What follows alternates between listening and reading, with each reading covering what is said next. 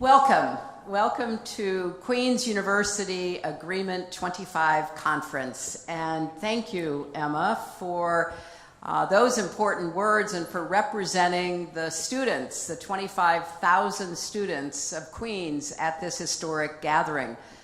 Because it's so appropriate since this is truly about the futures of the young people of Northern Ireland, who are the true subjects of our gathering today. Thank you, Vice Chancellor Greer, for your visionary leadership of the university, and a special thank you to George Mitchell, an esteemed former Chancellor of Queen's, as well as a colleague and friend. America and Northern Ireland were well served throughout the long public service of George Mitchell and the long road to peace under his capable leadership.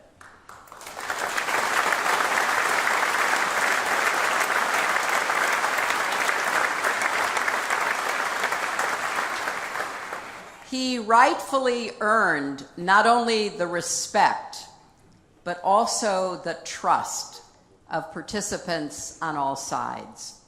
I was pleased to work with him at the State Department, and I am so delighted he will share his reflections with you today. It is also an honor to be joined by so many important participants of the Good Friday Agreement and its aftermath, who you will hear from over the next 3 days. The Lord Mayor of Belfast, Tony Blair, Bertie Ahern, Bill Clinton, all of whom will be speaking. The conference co-chairs, Ryan Feeney and Professor Richard English, as well as distinguished faculty of this university, students, alumni, and guests from around the world. On the 25th anniversary of the Good Friday Agreement, I think we can all agree to celebrate a significant milestone with both a sense of accomplishment, but also of hope and determination that the next 25 years will bring more fully the peace, prosperity, and safety the agreement promised. Now, there can be no doubt that people in Northern Ireland today enjoy safety and security much more than those who had lived through the previous decades that they could have only dreamed of. And the longevity of the Good Friday Agreement remains a true triumph of diplomacy and a testament to democracy's power to transcend divisions and deliver peace. But it is primarily a testament to a lot of tough, determined, everyday people who refused to go back to the days of division and violence. This first day of the conference is titled Reflect, as we hear from the architects of the 1998 Belfast Agreement. Tomorrow is titled Renew, as we discuss what should be done to fulfill the promise of the agreement. And day 3 is to reimagine the economic prospects for Northern Ireland, especially in light of the Windsor Agreement framework. So you will hear from the architects soon, but first, let me just make a few points about what we are celebrating and about the work that remains.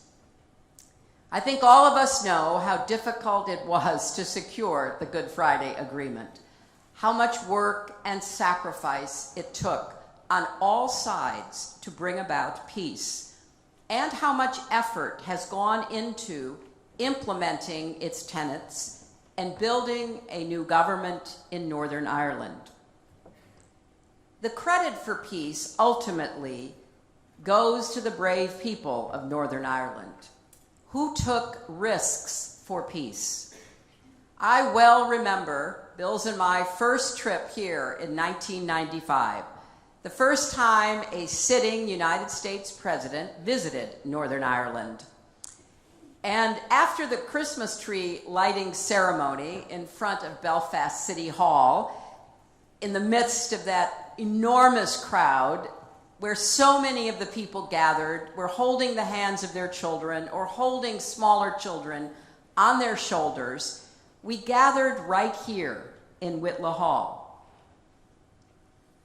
Catholic leadership stood on one side of the room, Protestants stood on the other. It was not easy for them to reach across that literal, physical divide. It took years of building trust, and it took courage. Bill and I moved back and forth between them, meeting and talking with them. We understood then that making peace and making peace endure would require patience and follow through, and would take time.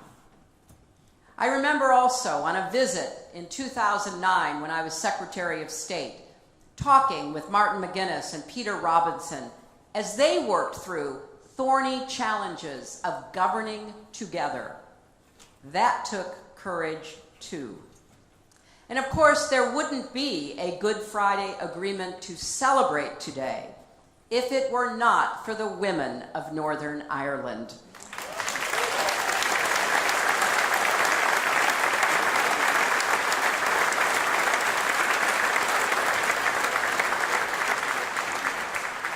I well remember starting in 1995, meeting with Protestant and Catholic women, mothers and daughters, sisters, aunts, friends who may have attended different churches on Sunday, but 7 days a week prayed that their husbands and their sons, their friends, would come back and forth from work, from shopping peacefully, prayed for a better future for their children and grandchildren. Women like the late Mo Mowlam, Inez McCormick, Pat Hume, determined, unstoppable forces for peace. And Joyce McCartan, who brought together Protestant and Catholic women in a safe house where they realized they all wanted the same things: good jobs, good schools, peaceful, secure neighborhoods, streets you could walk safely down, security and prosperity you could count on to build a life, and human rights. Women like Brona Hines, Monica McWilliams, Jane Morris, and Pearl Sager, who formed their own political party in 1996 in order to participate in the formal peace negotiations. A quarter century of bloodshed and strife, and millennia of embedded sexism had discouraged most women from being in politics, from being in the arena, but not them. One of the goals of this conference is to recognize the role that women played and are playing in peace building. And we're also here to amplify the voices of the next generation of leaders and to create a dialogue to address the major issues impacting society today, so we can keep building on the current peace over the next 25 years. Because while the Good Friday Agreement is an enormous achievement, we know that peace, prosperity, and progress that so many have worked tirelessly to achieve remains incomplete. The work of integration in housing and schools is far from finished. Neighborhoods remain divided. Poverty and unemployment persist. The difficulties of the past continue to threaten the present.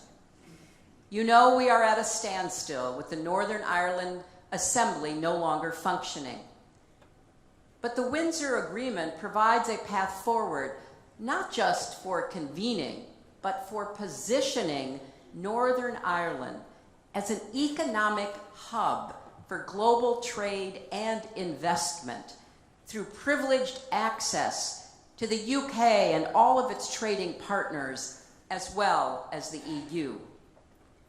Now, there have been many moments in Northern Ireland's peace journey where progress seemed difficult, when every route forward looked blocked. There seemed nowhere to go. But you have always found a way through, and I believe you will again, because the stakes for the people of Northern Ireland are so high. You stand as an example to the world of how even the staunchest adversaries can overcome differences to work together for the common and greater good. So I encourage everyone now to move forward with the same spirit of unstoppable grit and resolve that brought the peace 25 years ago. Your friends in the United States will be behind you all the way as you work toward peace, prosperity, and stability that lasts. So that is what we are here to discuss over the next 3 days. This forum will provide a chance for leaders who created the agreement and those working to extend it and realize its full promise to share their experiences and visions for the future. What I find so remarkable about being here at Queen's is that many of the 25,000 students were born after the Good Friday Agreement was signed. Yet they study together in Maclay Library. They play sports and join clubs together.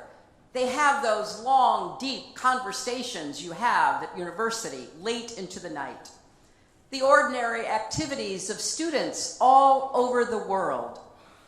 But when considered in the context of Northern Ireland's history, the idea of young people from all communities, unionists and nationalists, Republicans and loyalists, becoming one another's friends, classmates, and mentors. It's clear there's nothing ordinary at all about what has been built here at Queen's.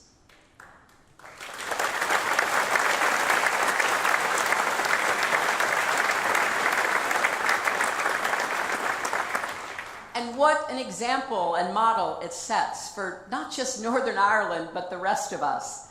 Because Queen's mission is transformation of knowledge and learning of individuals and societies, of leaving its mark on history and the world. Consider the motto of both the university and Belfast, taking from Psalms 116. What shall we give in return for so much? The answer has been clear from the beginning: as much as we can.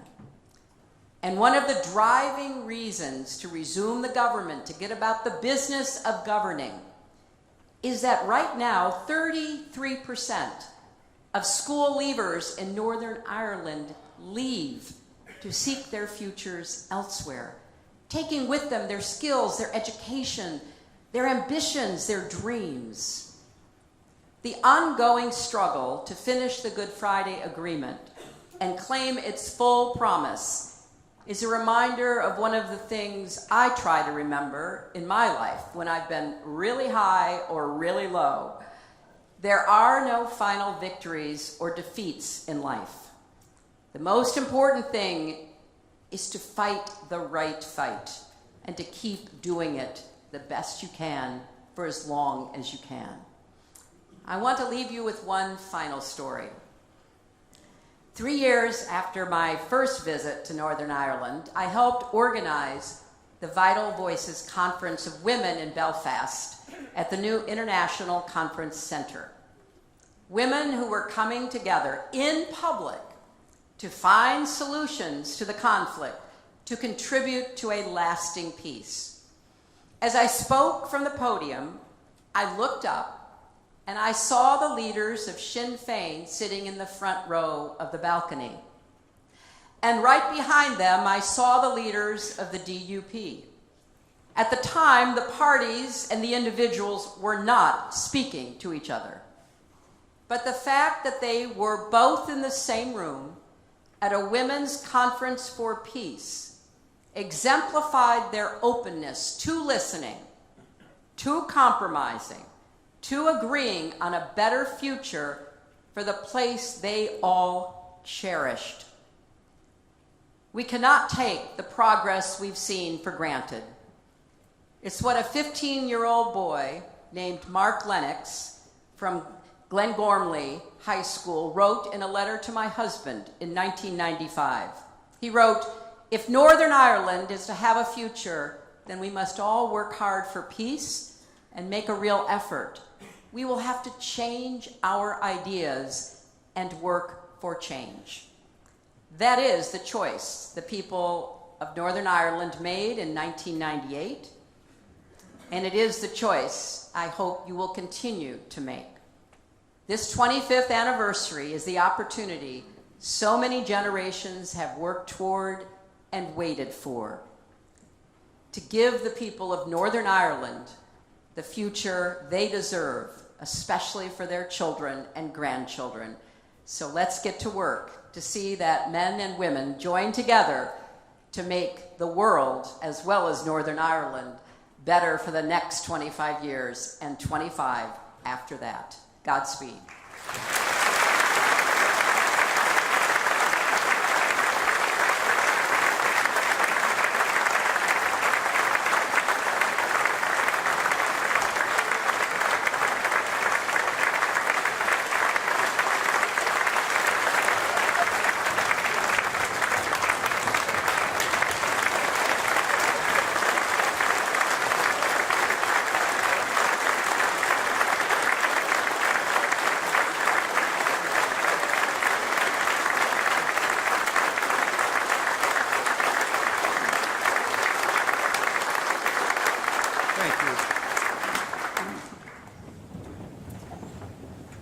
Distinguished guests, ladies and gentlemen, thank you for being here to witness this historic anniversary. May it be the first of many. Thank you for your very warm reception. It's a great honor and a pleasure for me and my wife Heather to be here with you today. I'm especially grateful to the Chancellor and the Vice Chancellor and his staff here at Queen's University. They've worked long and hard to organize this week's events. They've welcomed all of us, the citizens of Northern Ireland, teachers, school children, media, politicians, all of us, with extraordinary warmth and hospitality. Thank you, Hillary and Ian, for what you've done in organizing this conference. 25 years ago, the people of Northern Ireland and their leaders changed the course of history. It was a day when history opened itself to hope.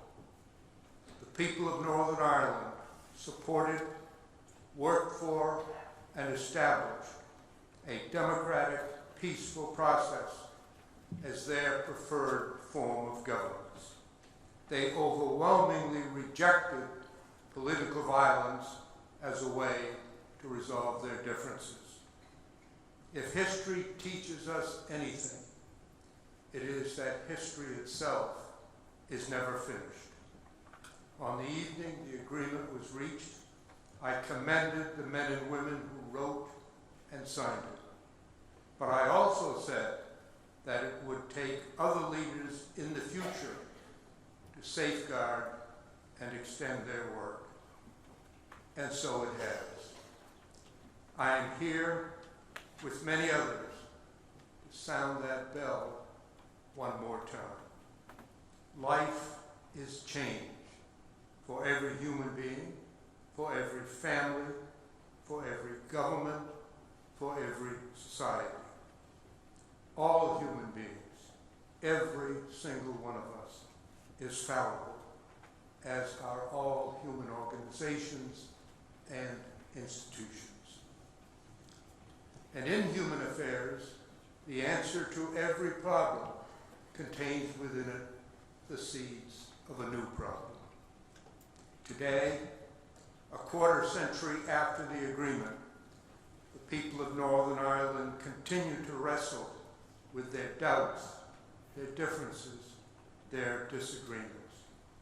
This, of course, is only natural, and they will continue to do so no matter how successful their political leaders are.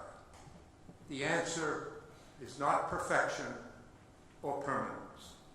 It is now, as it was then, for the current and future leaders of Northern Ireland to act with courage and vision, as their predecessors did 25 years ago, to find workable answers to the daily problems of the present, to preserve peace, to leave to the next generation peace, freedom, opportunity, and the hope of a better future for their children.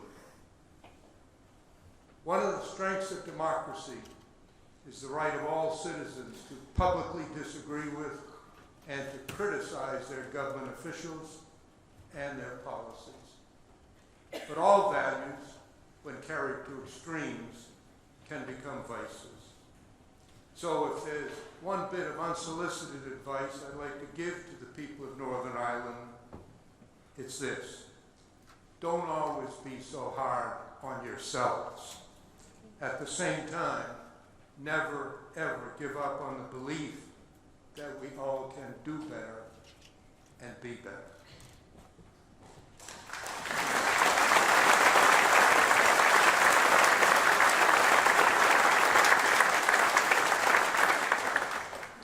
The future becomes the present in a heartbeat. 6 years ago, I made one of my many visits to Northern Ireland. The United Kingdom was wrestling with Brexit. In the United States, we had just elected President Trump. While I was here, I was asked several times essentially the same question. Can you comment on how terrible and upsetting the politics are here in Northern Ireland? So much anger, so much disagreement, so much distrust. In reply, I said, well, I can't speak for the UK, but I've just come from the United States, and I don't think any American is in a position to lecture others on their disagreements.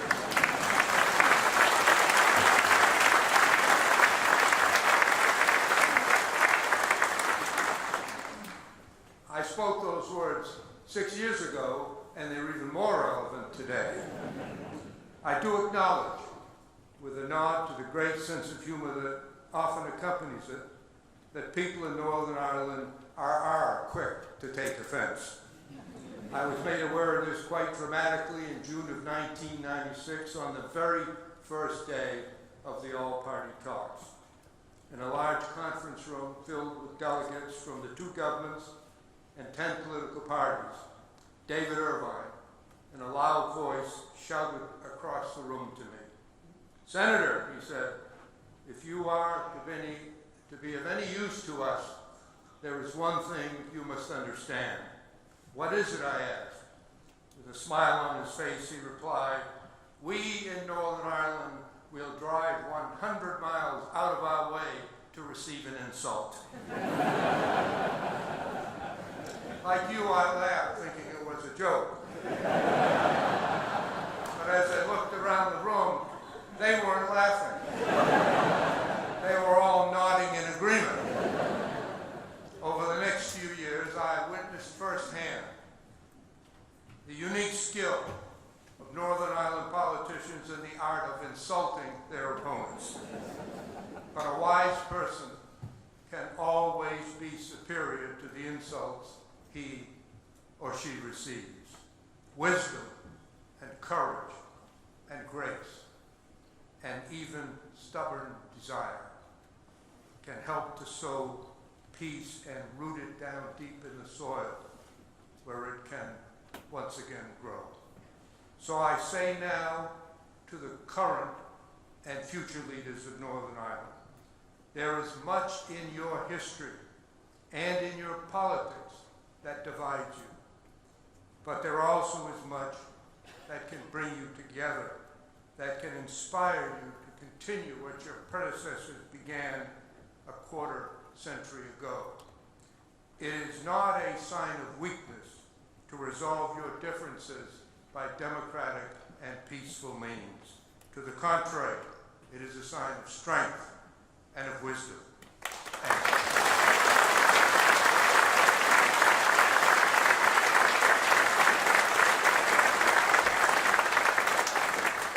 And it clearly reflects the will of the overwhelming majority of the people of Northern Ireland.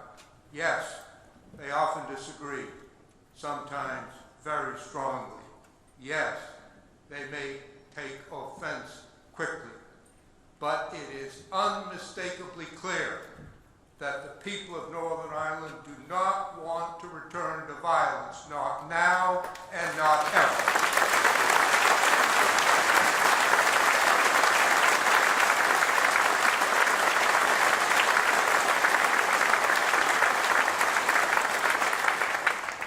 I know that each of your parties, like all political parties in the world, have some of what I call the 100%ers.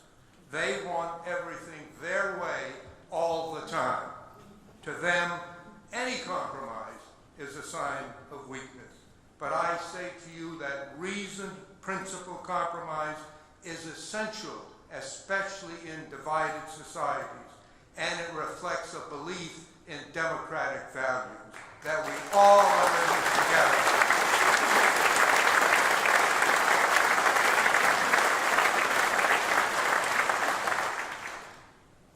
There is great depth in recognizing that the only way to help us emerge from the rubble of conflict is that we must learn to understand one another. We don't need to love one another. We don't even need to like one another, although we hope we could. But we must learn to understand one another and to be able to say yes to one another, especially when the quicker and easier answer is no. Because like it or not, we are all in this together. Facing the reality of the future rather than clinging to the myths of the past takes strength and courage and vision. Those we honor today showed those qualities a quarter of a century ago. They will be forever remembered, and others will be remembered as well. One grim but tangible memory is in these statistics. According to the Northern Ireland Police Service and the Northern Ireland Statistics Agency, from the start of the Troubles until 1998, over 3,500 people were killed and an estimated 50,000 were injured in sectarian violence. In the 25 years since the agreement was reached, there have been about 164 security-related deaths. But don't think of these just as numbers, because they are not. Think of them as mothers and fathers, sons and daughters, whose lives were cut short or permanently appeared. Still, to this day, their lives echo down through the years. And so I ask each and every person in this hall to stand and honor all of these lives, and every one was an individual human being. All of these lives with a moment of silence. Please stand.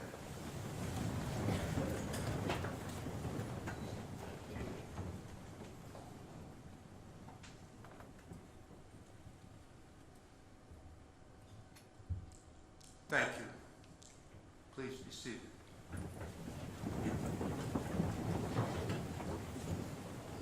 There have been many architects in the House of Peace. It is impossible to name them all. They, of course, include President and Secretary Clinton, I'm very grateful to President Clinton for appointing me to serve as his representative in Northern Ireland and for his unswerving support for me and for the people of Northern Ireland during the long years of failure that followed until we got an agreement. Prime Ministers Blair and Ahern were absolutely indispensable to the process, as were other leaders of the UK and Irish governments. Many of their predecessors helped to lay the foundations for peace. They include Albert Reynolds and John Bruton in Ireland and John Major in the United Kingdom. Major and Bruton made the crucial decisions to establish the all-party talks and to invite the independent chairman to head that process. I shared that role with two extraordinary men, the late Harry Holkeri, the former Prime Minister of Finland, and General John de Chastelain, the former head of the Canadian Defence Forces. Each of us was well served by small but very able staffs. For me, they included Martha Pope, David Pozorski, and Kelly Curry. Both governments were represented by a succession of very able ministers and officials. They included from the UK Lord Patrick Mayhew, Sir Michael Ancram, Mo Mould, Lord Paul Murphy, Jonathan Powell, and Bill Jeffries. From Ireland, Dick Spring, David Andrews, Sean O'Higgin, Liz O'Donnell, David Cooney, Tim O'Connor, and David Donahue. Special recognition must, of course, go to the leaders of the major Northern Ireland parties. John Hume led the Social Democratic and Labour Party, and David Trimble led the Ulster Unionist Party. Without John Hume, there would not have been a peace process.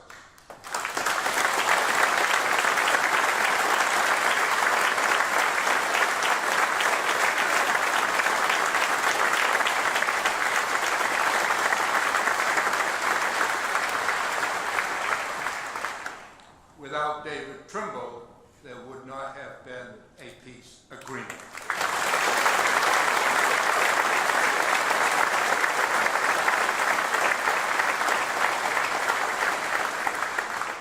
They were justly awarded the Nobel Peace Prize. Lord Trimble later served as the First Minister of the Northern Ireland government. In the UUP, he was greatly aided by several key officials, among them Lord Reg Empey, Lord John Taylor, Lord Ken McGuinness, and Sir Geoffrey Donaldson. In the SDLP, John Hume received strong support from several talented leaders, including Seamus Mallon, a brilliant orator and negotiator who later became Deputy First Minister, and Mark Durkan, Brid Rogers, and Sean Farrell. Gerry Adams and the late Martin McGuinness led Sinn Féin into and through the entire process. They were assisted by Jerry Kelly, Barbara de Bruyn, and Alex Maskey, who is now the Speaker of the Northern Ireland Assembly. They were all and always strong and effective advocates for their cause. Later, McGuinness served for several years as Deputy First Minister. Dr. Ian Paisley was a long-time and strong leader of the Democratic Unionist Party. The DUP withdrew from the talks and opposed the agreement, but they later re-entered the process at crucial talks in St. Andrews and thereafter participated actively in governance. Dr. Paisley served for several years as First Minister, where he and Martin McGuinness achieved some celebrity as the Chuckles Brothers. Paisley was succeeded as DUP leader and First Minister by Peter Robinson, who had been a very effective negotiator while the DUP was in the talks. They, Paisley and Robinson, were ably assisted in the talks by Nigel Dodds and Ian Paisley Jr. The Alliance Party was led by Dr. John Alderdice. He and his colleagues were very effective in the talks, and he later served with distinction as the first Speaker of the Northern Ireland Assembly. And his colleague, Eileen Bell, also later served in that same role. The Northern Ireland Women's Party, led by Monica McWilliams and Pearl Sager, played a vital role, as indeed did all of the women in all of the coalitions that stitched the threads of peace together.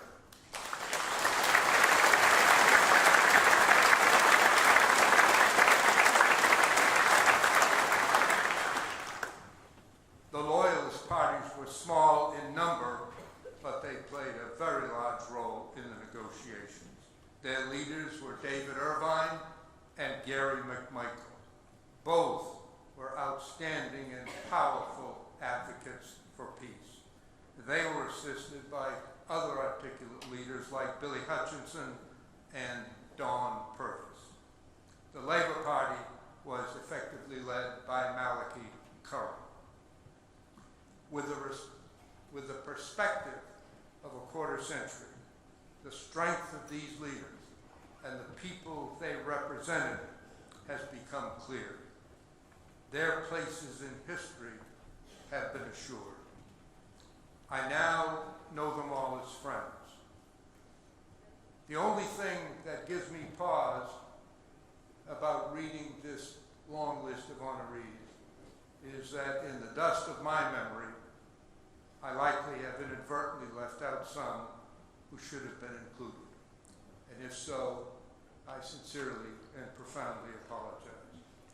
So I'd like to now ask you to stand again to applaud these courageous men and women who brought peace to Northern Ireland with a sound that will ring out for years to come.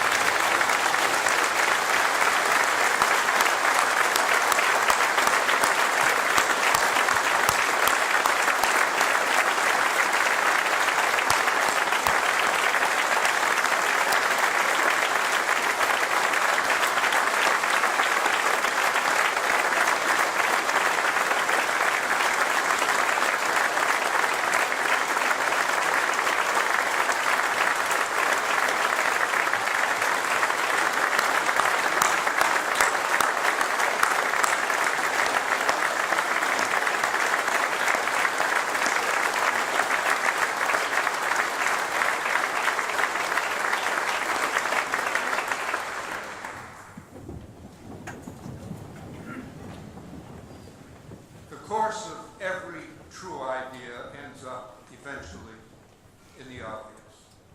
Peace is a true idea. It must belong to us all.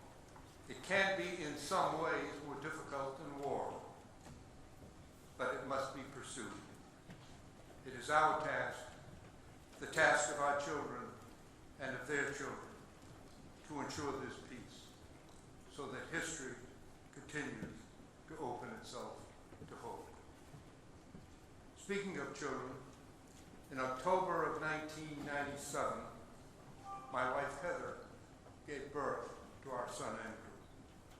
By then I had been involved in Northern Ireland for nearly 3 years. The all-party talks had been going on for a year and a half, and there had been no meaningful progress. Actually, no progress of any kind. In many respects, the talks were about reciting and repeating history rather than changing it. The ceasefires were routinely violated. Some parties entered late, some left early. The anger, the hostility, the obstacles all seemed endless. Over and over again, I was asked, Senator, since you have failed to get an agreement, when are you leaving Northern Ireland to go home. Earlier that year, after an especially difficult period, Heather and I briefly discussed that question. I told her I wanted to stay, and she agreed. So I returned, and as I had always done, I answered that same question day after day, saying that while it was true that we hadn't gotten an agreement, I still felt it worthwhile to continue the effort to try to end the violence. But then our son, Andrew, was born.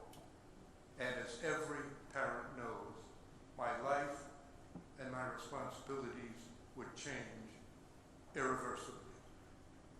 I flew home for his birth, and I also made plans to travel to Washington to meet with President Clinton's national security advisor.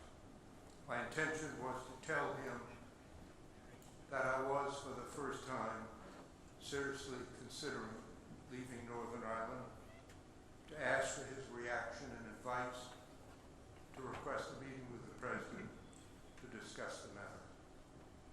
I had continued my close relationship with President Clinton, as he and Mrs. Clinton maintained a deep concern and an intense personal interest in Northern Ireland. My wife, Heather, had to remain in the hospital with Andrew for a few days. So it was there that we had a long and somber talk about the future. I had asked and was told that on the day of Andrew's birth, 61 children were born in Northern Ireland. We talked about what Andrew's life might be like and about the lives of the 61 children from Northern Ireland. Then I told Heather that I was going to Washington and why. Her reaction was immediate and strong. She said, "You have to go back until it ends one way or the other. If you leave now when the fighting resumes and lots of people die, you'll never be able to forgive yourself. Go back, give it one last try. I'll take good care of Andrew. You think about those 61 children from Northern Ireland." So I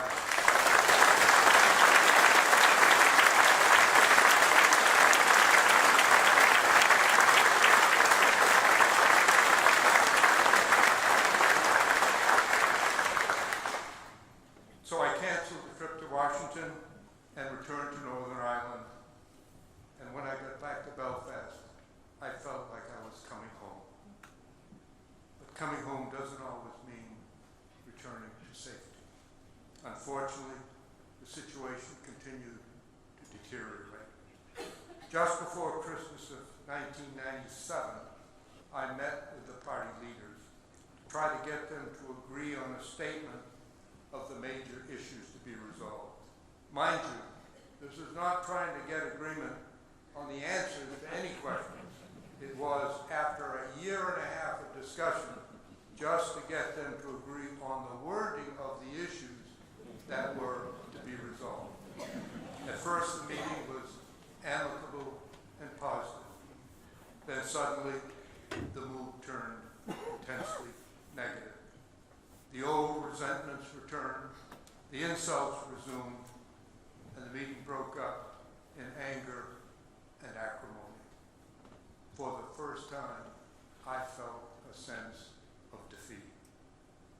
Then, it quickly got even worse. A few days later, just after Christmas, a prominent loyalist paramilitary leader was killed while in prison. That touched off a round of retaliatory violence that threatened to end the talks and to plunge Northern Ireland back into the troubles. The next series of meetings, some in London in January and in Dublin in February, were not in any sense negotiations. On the contrary, they became outlets for anger, for hostility, and the desire for revenge, as each side blamed the other for the escalating violence. Two parties were suspended from the talks. we left Dublin, the mood was negative and the outlook bleak. So much effort seemed to be going down the drain of history. On the flight back to the U.S., my sense of defeat and despair deepened. And then I recalled Heather's words, one last try. I took out a pad of paper and I wrote down the draft of a plan for a final intensive effort with an early, unbreakable deadline. I talked with my two colleagues, Prime Minister Hochul and General de Chastelain. They were in full agreement. When we returned to Belfast in March, we entered into discussions with the two governments and the 8 political parties still in the talks to get an agreement on an early, unbreakable deadline for an end to the talks, one way or the other. That discussion was long and difficult, but finally in late March we got agreement on 2 weeks of final negotiations and, crucially, an unbreakable deadline. My sense of despair gave way to a sense of hope for one important reason.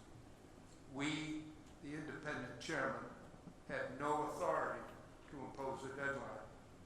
We could propose it as we had, but it required the approval of both governments and of each party. The fact that every party still in the talks agreed to the deadline meant to me that they were sincere in wanting an end to the conflict, despite their deep differences and the nearly 2 years of unproductive haggling they'd just been through. They still faced very difficult issues on which they had strongly conflicting views, but they did not want to return to the violence of the past. And the only way to do that was to reach an agreement. There was another reason for my hopes, personal to me and much less serious. I've been involved in Northern Ireland for more than 3 years, but I still had a hard time understanding some of what was being said in the negotiations. I spent 15 years in the United States Senate, the last 6 as the Senate's leader. The debates were vigorous, but orderly, one speaker at a time. Here, especially in the early years, there was disorder. Delegates from 10 political parties hurled insults back and forth, shouted at and insulted each other, and some regularly and loudly stormed out in protest. I learned that the dramatic walkout is a major feature of political life in Northern Ireland. And the only thing that reminded me of the Senate was that some people spoke often and at very great length. It took a long time to establish an orderly process. Along the way, I made many mistakes. One of them was at the beginning of the talks, and it was in a naive and misguided effort on my part to be helpful. As a politician myself, I knew that all of them, politicians, liked to talk, and none of them liked to listen. So I foolishly said to them, if no one else will listen to you, I will be here. You will be heard. How I regretted that. Over the next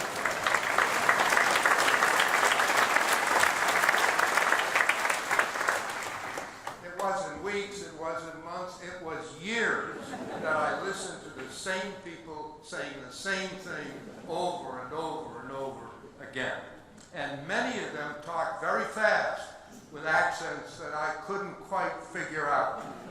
So to improve my understanding, I held many hundreds of informal meetings in my office and theirs where I said little and listened as much as possible.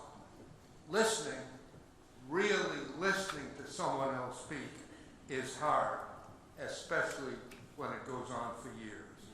But it's also a sign of respect. And I respected them for what they were trying to do. By a fortunate coincidence, this effort began to pay off in the lengthy discussions to establish the deadline. So as we began the last 2 intensive weeks, I was encouraged by the fact that finally I could understand everything that was being said. More importantly, the long period of listening greatly helped me in the search for common ground. We set a deadline of midnight, Thursday, April 9th. We didn't meet that deadline, and we also failed to meet the targets we had set for each of the 14 days of the final effort. My memory of those 2 weeks is a blur of constant activity as 2 governments, 8 political parties, and the independent chairman sought a written agreement on which all could agree on 3 complex and related relationships within Northern Ireland, between Northern Ireland, and between Ireland and the United Kingdom. My admiration grew for the men and women who struggled to find common ground against a history of distrust, disagreement, and violence, to the limits of their physical capacity and under enormous political pressure. On the last week, Prime Ministers Blair and Ahern came to Belfast and assumed active and highly effective leadership in the talks. On the last night, President Clinton stayed up all night in the White House talking to the prime ministers and to the party leaders. By the morning of Friday, April 10th, we had assembled the product of all of these efforts into a single document. 2 years earlier, at the beginning of the talks, I had told the delegates that if there was ever to be an agreement, it had to be theirs. No acceptable agreement could be imposed from above or from outside. As we distributed the final document to them that morning, I reminded them of that statement orally and in writing. I said to them, virtually every word in this document has been spoken or written by someone from Northern Ireland. This is your agreement. It is of necessity a compromise. It does not resolve every issue. There is much in it you will not like. There is much you will like. But this is the end. Now you must decide. And I asked each of them, please, say yes. Each of the parties then went into caucus. Through the day, they debated the future of their homeland, of their constituents, of their families. Their questions and concerns were many and varied. The prime ministers tried to answer their questions, to reassure them, to encourage their approval. By the afternoon, the final calls started coming in, at first a trickle, then a rush, and then there was a lull as I waited for the last call. Shortly before 5, David Trimble called me. I will never forget his words. We're ready to do the business. Party leaders and the government officials gathered in the large conference room, already crowded with reporters, television crews, staff, many others.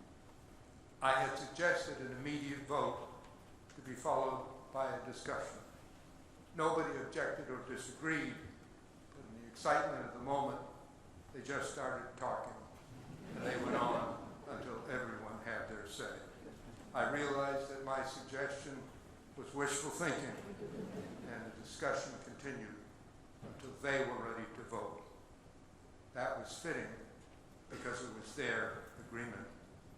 It still is, and it always will be, theirs and yours, so that history continues to open itself to hope. In the future, politicians will tell it one way, the poets will tell it another, and the history books still yet another. But it's likely that none of us will say it in precisely the way that our grandchildren and their children will understand. What has led us here has not been perfect. what surrounds us now is not guaranteed.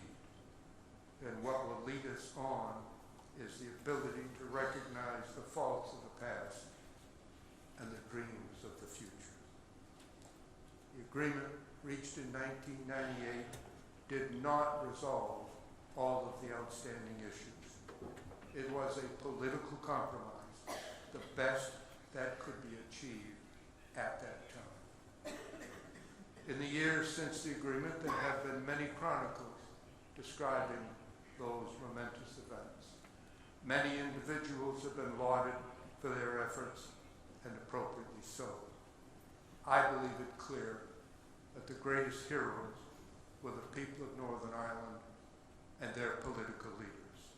In the most difficult and dangerous of circumstances, those leaders acted with courage, with vision, and determination. At one time or another, all were criticized or rebuked.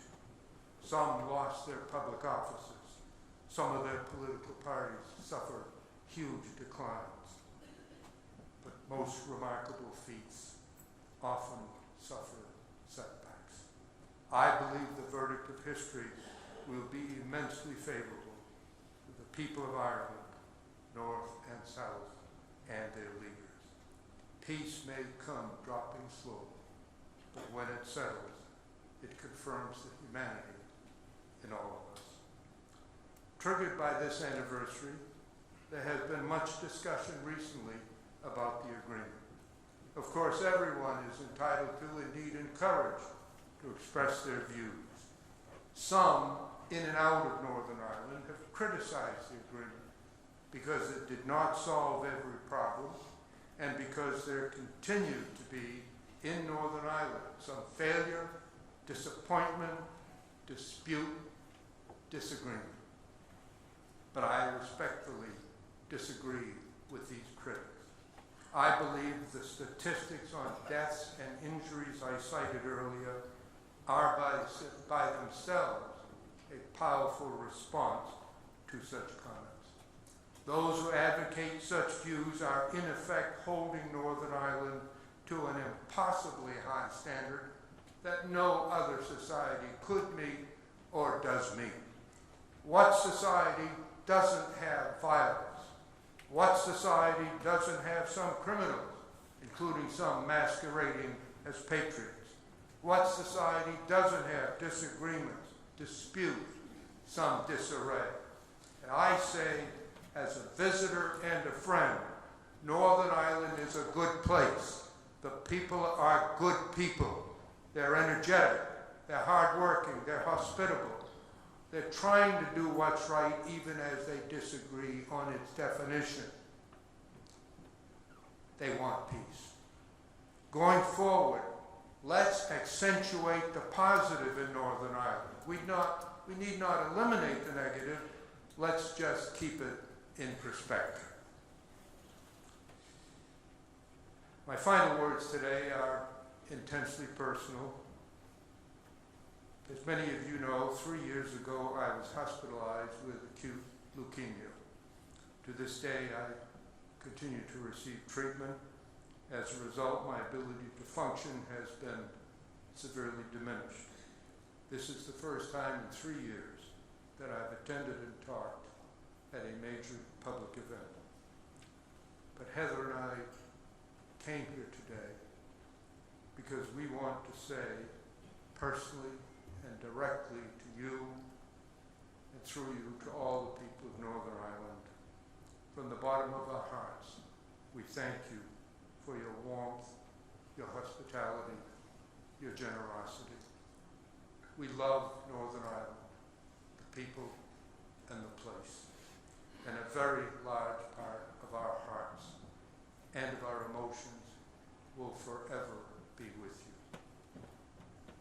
In approving the agreement by overwhelming majorities in a free and democratic election, the people of Northern Ireland and of Ireland showed others the possibility of hope.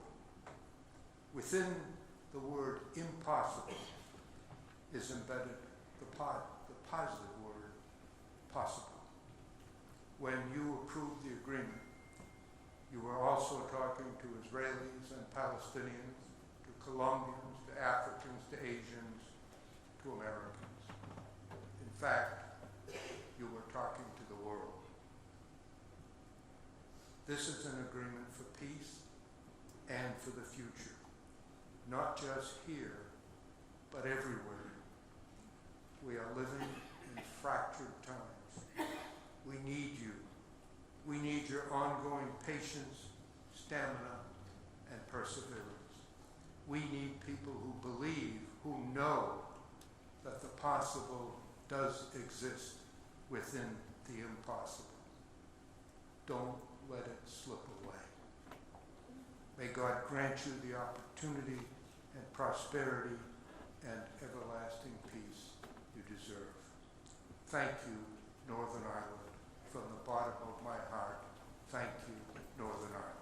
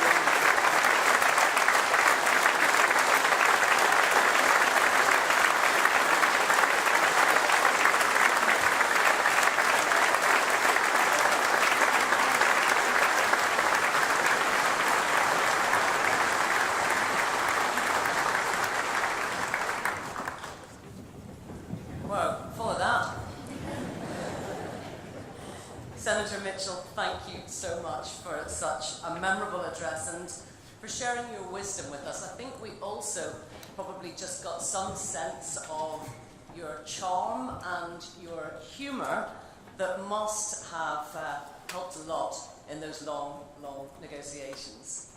I'm sure you'll all agree that it has been an absolute privilege to be in the audience this morning and to hear the different perspectives from our speakers. But I think I speak for everybody here when I say how truly honoured we are that Senator Mitchell has been with us today.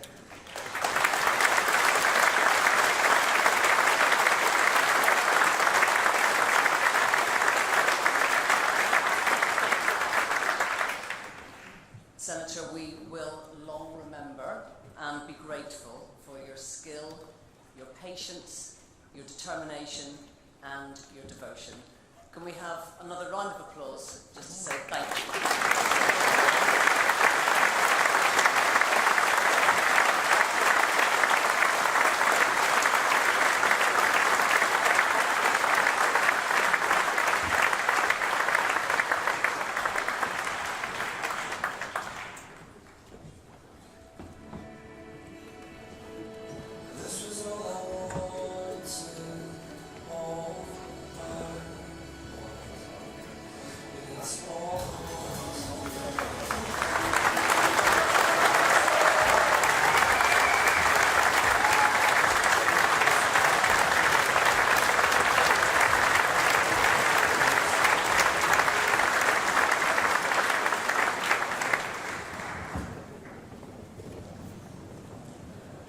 Now, today's theme is reflect, and I'm sure that, like me, after listening to this morning's speakers, many of you have been thinking back about the last 24 years and just how much has changed in Northern Ireland. So now we've got the chance to hear some reflections from our first panel. It's called Building Bridges, the Two Governments. And in a few moments I'll invite the panellists to join us on stage. They're led by our chair, Professor Mary McAleese, the former President of Ireland. And the Professor is joined by Paul Murphy, Lord Murphy, former Secretary of State for Northern Ireland, by Tim O'Connor, former Secretary General to the President of Ireland, Liz O'Donnell, a former Minister of State and a representative of the Irish government in those negotiations, and Jonathan Powell, the lead British negotiator on the agreement. So please join me in welcoming them all on stage.